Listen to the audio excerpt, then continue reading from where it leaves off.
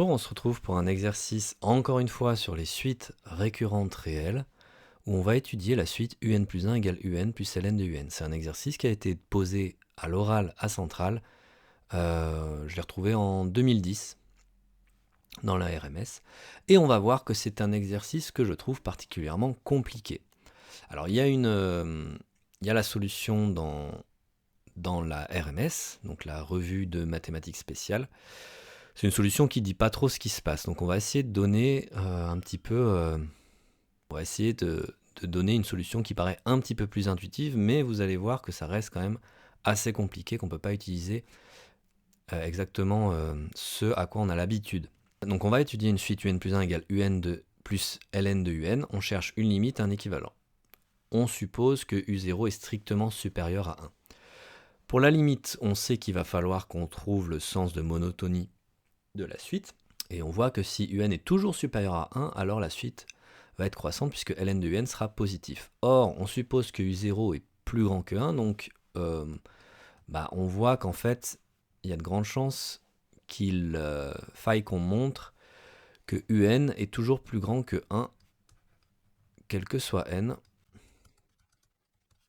Alors c'est par récurrence, et ça va pas être une récurrence trop difficile. On va aller un petit peu vite sur ça, puisqu'en fait, on va voir que la limite, c'est pas si compliqué que ça. En fait, c'est pas du tout compliqué, à vrai dire. L'initialisation, u0 est strictement supérieur à 1, et pour l'hérédité, soit n dans n, si un est plus grand que 1, ln de un est plus grand que 0, et un plus 1 est plus grand que 1. Est plus grand que un plus ln de plus 0, donc plus grand que 1. Donc, par le principe de récurrence, un est plus grand que 1, quel que soit n appartient à n. Ok, d'accord. Donc, un plus 1 égale un plus ln de un est supérieur à un, parce que ln de un est supérieur à 0. La suite un, elle est donc croissante, strictement. Ainsi, qu'est-ce qui peut se passer pour une suite croissante? Soit un va converger vers une limite L par le théorème de la limite monotone, soit un diverge vers plus l'infini. Là, on va voir que si un converge vers une limite, alors L est un point fixe pour notre fonction, L égale L plus ln de L. Si L égale L plus ln de L, alors ln de L vaut 0 et donc L vaut 1. Mais ça, c'est pas possible. Impossible, car un est strictement supérieur à u0, qui est lui-même strictement supérieur à 1, alors même supérieur ou égal, quel que soit n appartient à n, donc L doit être supérieur à 1. Bon, finalement, un tend vers plus l'infini, quand n tend vers l'infini. Et là, on se dit, en fait, il n'est pas du tout dur cet exercice. On montre par les méthodes dont on a l'habitude que n tend vers l'infini, ok, on n'a pas trop eu de problème. Alors, les problèmes, ils arrivent quand on commence à chercher les équivalents. Bon, alors, on a une méthode pour trouver les équivalents, c'est soit alpha appartient à R, on cherche un plus 1 puissance alpha, c'est un plus ln de un puissance alpha, on développe, on essaye de faire des comparaisons de séries divergentes. Bon, là, on pourrait voir directement que ça ne marche pas, mais soyons un petit peu bêtes, essayons de rentrer dans cette méthode-là, même si elle ne marche pas. On va aller assez vite puisque ça ne marche pas trop, donc ln de un sur un tend vers 0. On va donc pouvoir utiliser l'équivalent, le développement limité, pardon, qui vaut 1 plus alpha ln de un sur un plus petit o de ln de un sur un. Donc pourquoi ln de un sur un tend vers 0? C'est juste une croissance comparée. Et ça vaut un puissance alpha plus alpha ln de un fois un puissance alpha moins 1 plus un petit o de ce qui nous reste, donc plus petit o de ln de un fois un puissance alpha moins 1. On aimerait peut-être du coup prendre alpha égale 1, ça nous donnerait un plus 1 égale un plus ln de un plus un petit taux de ln de un, et en fait on s'aperçoit que ça sert strictement à rien, puisque c'est justement la relation de récurrence que un plus 1 égale un plus ln de un. Et en fait cette méthode elle marche pas, donc il faut qu'on essaye de trouver autre chose. Alors à quoi est-ce qu'on peut penser ici? Ça peut être très dur, puisqu'il y a beaucoup de choses qui vont pas marcher. Alors là en fait ce qu'il faut voir, c'est que pour ce genre de suite, un plus 1 moins un vaut ln de un, et que quand on a du un plus 1 moins un, ça en fait, c'est une dérivée. Et là on se dit, il a pété son câble, puisque ça c'est pas du tout une dérivée, c'est juste une différence de suite. Mais en fait c'est une dérivée discrète. Donc le lien qu'il faut faire avec cette suite-là, c'est qu'elle ressemble à une sorte d'équation différentielle u' de t égale ln de u de t. Le problème, c'est que cette équation différentielle, elle ne correspond pas du tout aux équations différentielles dont on a un peu l'habitude en prépa. Si on n'a pas eu un peu de théorie sur les cours d'équations différentielles, on ne sait pas trop résoudre ça. Alors ça, on ne pourra pas le résoudre explicitement, il n'y a pas de fonction u explicite qui résout ça, mais on peut quand même dire que à condition initiale donnée, il y a une unique solution. Pourquoi? Parce que Ln est localement lipschitzienne. Si vous ne savez pas trop ce que ça veut dire, c'est pas au programme de toutes les sections, c'est pas très grave. Ce qu'on sait, c'est que on va supposer, en tout cas, si on veut, qu'il y a des solutions, même s'il n'y a pas besoin de le supposer, les solutions, elles existent à condition initiale donnée, ici pour U0 strictement supérieur à 1. Et on peut montrer que ln de U de t n'est jamais nul. Ça aussi, c'est avec le théorème de Cauchy-Lipschitz. On va dire quel que soit t dans R+. Alors, qu'est-ce qu'on fait avec cette équation? En fait, là, maintenant, on va partir sur cette équation-là. C'est pas du tout ce qu'il faudrait peut-être faire à l'oral, mais ici, c'est pour donner un peu une intuition de ce qui va se passer derrière. Je vous préviens, ça risque d'être un peu compliqué. Pour résoudre ce genre de choses, en tout cas pour donner des informations sur les solutions, ce qu'on peut faire, c'est tout mettre du même côté. Donc on divise par ln de u de t, c'est pour ça que j'ai dit que ln de u de t n'était jamais nul. On va intégrer entre 0 et t, et on va faire un changement de variable. On va poser v égale u de s, ce qui nous donne que l'intégrale entre u de 0 et u de t est égale à l'intégrale entre u de 0 et u de t de ln de v, 1 sur ln de v dv. Et ça, c'est égal à t. Alors, cette fonction-là, la primitive de 1 sur ln de v dv, c'est une fonction qui est assez connue. On sait un équivalent de cette fonction. Un équivalent de cette fonction, quand t tend vers l'infini, plus l'infini, c'est t sur ln de t. Et ça, c'est quelque chose dont on va se servir pour l'étude de la suite. Donc là, vous voyez que déjà, pour étudier, pour trouver un équivalent de la suite, il faut quand même connaître ça. Ou en tout cas, tomber dessus pour essayer de le retrouver. Ça, déjà, c'est quand même plutôt compliqué. Quand on tombe sur cette primitive-là, est-ce que vraiment on se sent capable de trouver un équivalent? C'est pas forcément évident. C'est quelque chose qu'on va démontrer parce que ça va être quelque chose d'important.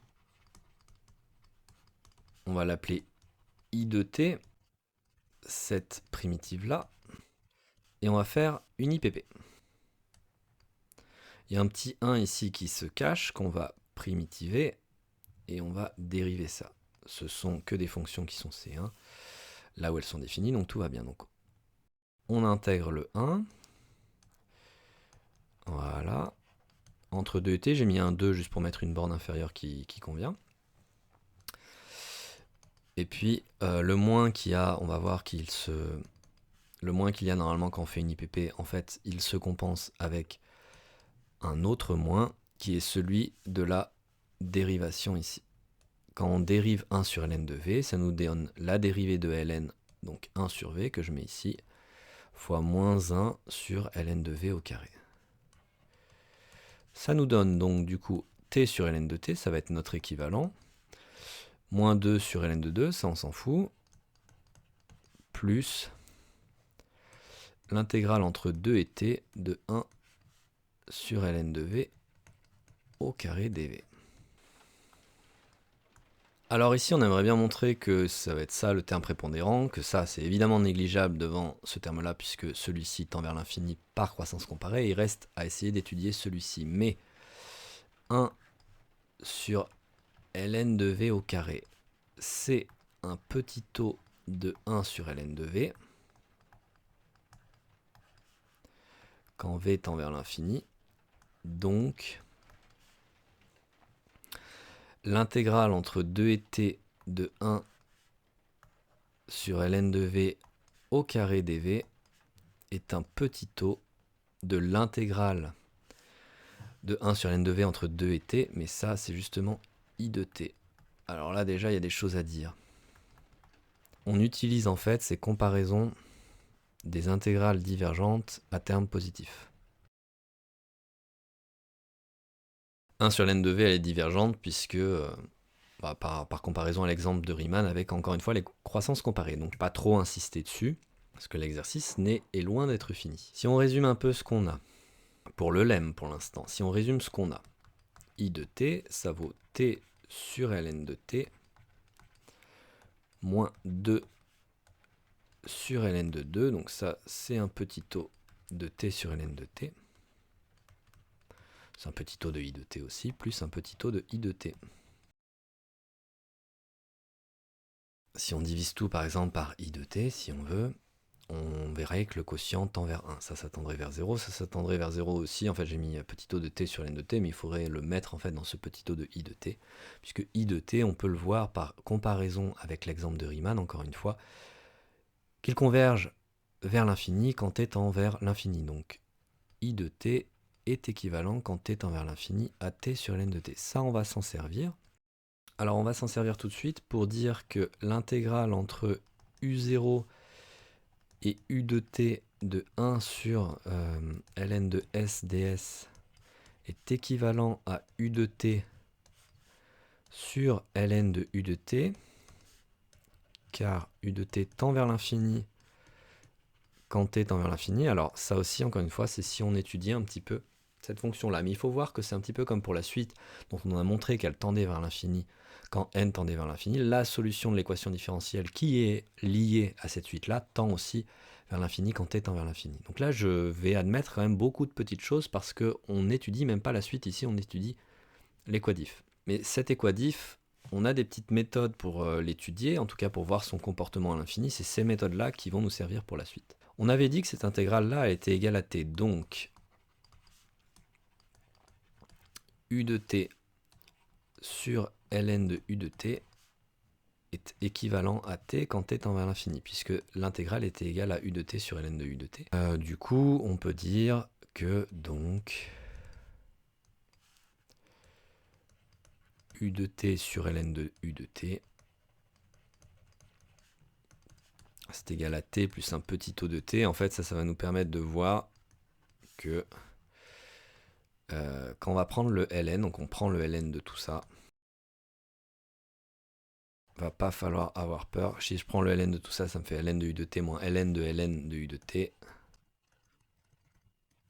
Ça, par croissance comparée, c'est un petit taux de ça. Mon but ici, c'est de trouver un équivalent de ça pour le remplacer là-dedans et pour trouver du coup un équivalent de u de t. Ça, c'est égal à ln de t plus ln de 1 plus petit taux de 1. Je factorise par t dans le ln. Donc ça, c'est un petit taux de 1. Et ça, c'est un petit taux de ln de u de t. À chaque fois, c'est quand t tend vers l'infini. Bon, ce que ça veut dire, c'est que lui aussi, du coup, vu que c'est un petit taux de 1, c'est un petit taux de ln de u de t, puisque ln de u de t tend vers l'infini, donc tout ça, c'est équivalent à ln de t en l'infini. Il faut déjà être bien au point sur les équivalents, les petits taux, et on n'a pas fini, enfin presque en tout cas pour l'équadif, c'est que finalement, la solution de notre équadif, et c'est ça qu'il va aller voir, c'est que u de t sur ln de u de t, dont on avait dit que c'était équivalent à t, c'est donc équivalent quand t tend vers l'infini à u de t sur ln de t. Et ça, on avait dit que c'était équivalent à t.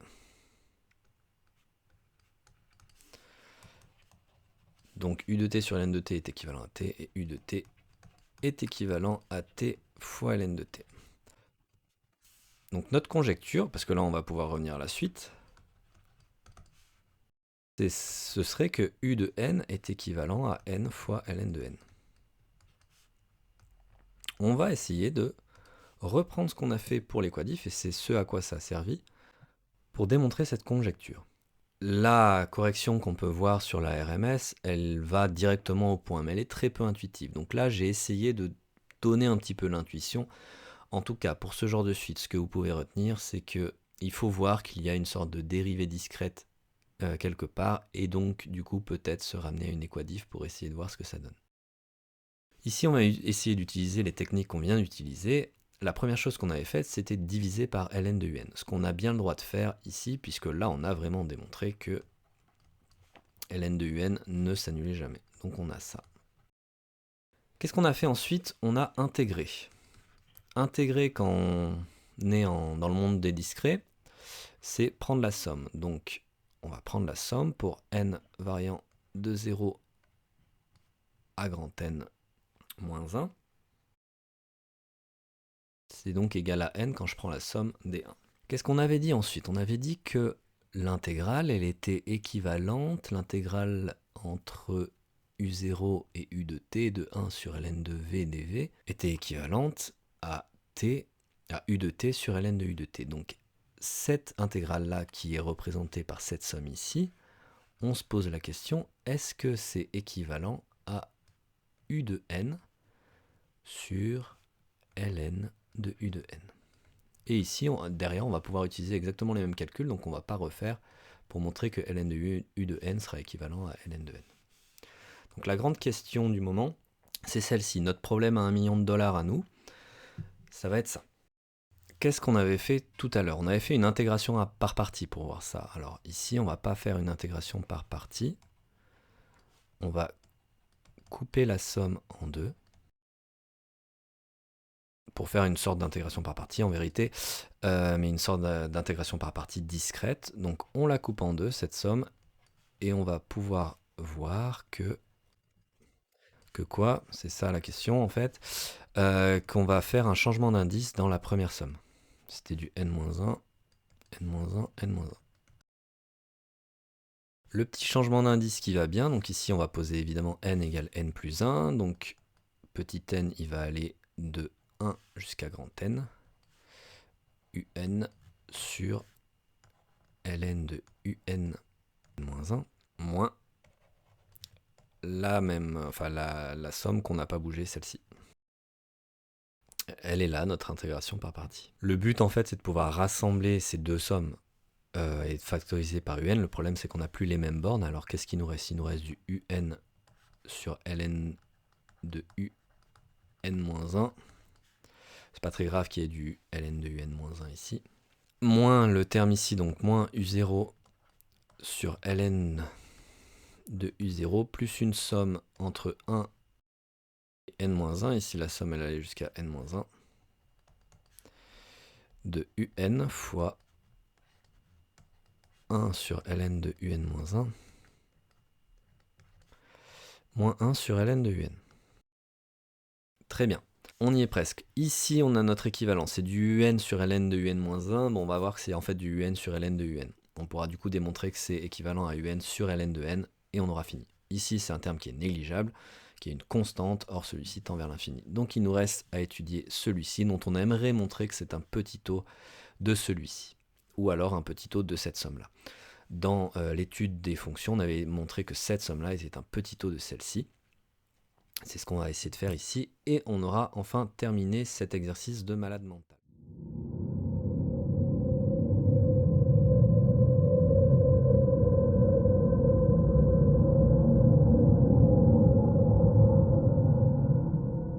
La question qu'on va se poser ici, c'est est-ce que cette somme est un petit taux de un sur ln de un? Alors je sais qu'on a du un sur ln de un-1, mais ici on va comparer à cette chose-là. Si c'est le cas, on a gagné. Et pour ça, on va le voir comme le terme d'une série divergente.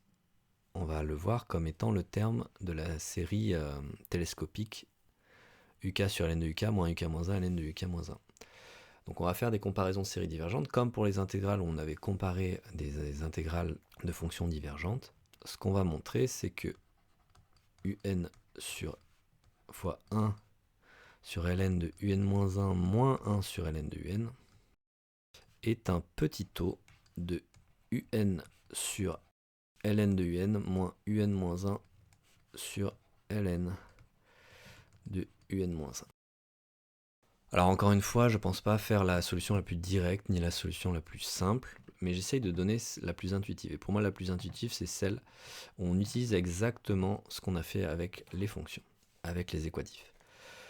Alors pour ça, du coup, on va essayer de faire le rapport des deux et de voir que celui-ci tend vers 0. Donc celui-ci, ce terme-là, on va l'appeler Vn. Ce terme-là, on va l'appeler Wn.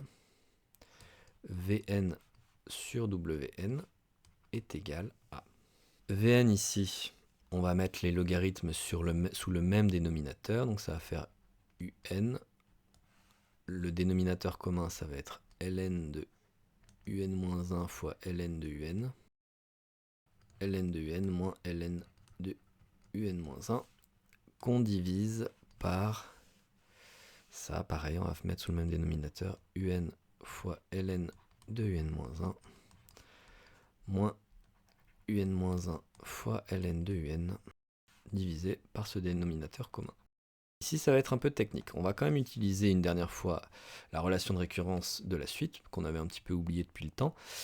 On va pouvoir simplifier ici et ici. Ça nous donne du coup du un fois ln de un moins ln de moins 1 sur un de ln de un moins 1 moins moins 1 ln de un. Et tout ça, on aimerait bien montrer que ça tend vers 0. Alors ça va être technique, peut-être qu'il y a des choses que je n'ai pas vues dans ce genre de calcul. Moi je suis parti en bourrin en utilisant le fait que un sur un-1 c'est égal à 1 plus ln de un-1 sur un-1. Donc ici c'est ce que je vais utiliser le fait que un c'est un-1 plus ln de un-1 pour pouvoir un petit peu simplifier les choses.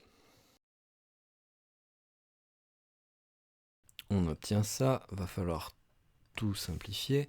Alors ici, un fois ln de un sur un-1, ce sera donc un fois ln de 1 plus ln de un sur un-1. Ça nous donne du un fois ln de un-1 sur un-1 plus un petit taux. Donc là, j'utilise le fait que, je vais le mettre en rouge, ln de 1 plus ln de un-1 sur un-1, c'est égal à ln de un-1 sur un-1 plus le petit taux qui va avec. Et ici, quand on va tout développer au dénominateur, on va pouvoir avoir du un-1 fois ln de un-1 moins un-1 ln de un, ce qui nous donne du moins un-1 fois ln de un moins ln de un-1, pour pouvoir utiliser la même chose ici. Ça nous donne du ln de un sur un-1, pardon, plus du ln de un-1, le tout au carré. On a bientôt fini, je vous rassure. Pour cette dernière ligne, ici, on va utiliser ln de un sur un-1 qui est égal à ln de ça, et donc qui vaut ceci. Quand on va ensuite multiplier par un-1, il y a ce un-1 qui vont disparaître. Donc ça va nous laisser du moins ln de un-1 plus un petit taux de ln de un-1 plus ln de un-1 le tout au carré. Et alors du coup, là on a fini, je vous rassure, ça tend vers 1. D'accord? Il suffit d'utiliser par exemple cette relation-là, puisque ça tend vers 0. Ça, c'est un petit taux de ce qu'il y a ici. Donc ça, c'est équivalent, le haut est équivalent à ln de un-1. Ici, on a du ln de un-1, du petit taux de ln de un-1, mais comme un-1 tend vers 0, ce terme-là est prépondérant devant tous les autres. D'accord? Donc, tout ça, c'est équivalent à ln de un-1, et tout ça, c'est équivalent à ln de un-1 au carré. Bref, finalement, qu'est-ce qu'on a démontré? On a démontré ça. Que ce terme-là, qui est celui qu'on avait dans la somme, est un petit taux de celui-ci. Or, celui-ci, c'est le terme d'une série divergente, puisque la série, on va le voir juste après, c'est une série télescopique qui va être égale à U grand N sur ln de U grand N moins U0 sur ln de U0. Et cette série, on l'a vu, tend vers l'infini. Donc par comparaison de séries divergentes, en tout cas celle-là on s'en fout qu'elle soit convergente ou pas, ce qui est important c'est que ce soit celle-ci, terme d'une série divergente. Terme positif, donc là encore il faudrait un petit peu démontrer que la fonction x sur ln de x, c'est une fonction qui est croissante.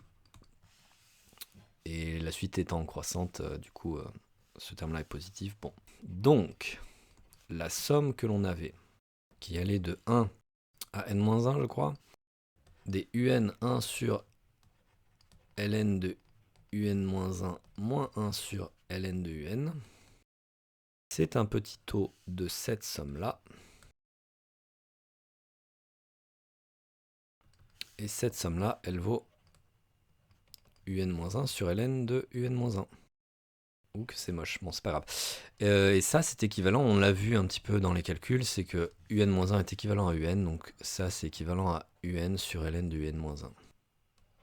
J'ai oublié le petit taux. Cette somme-là est égale à ça, et ce terme-là est équivalent à celui-ci. On va pouvoir mettre un joli finalement.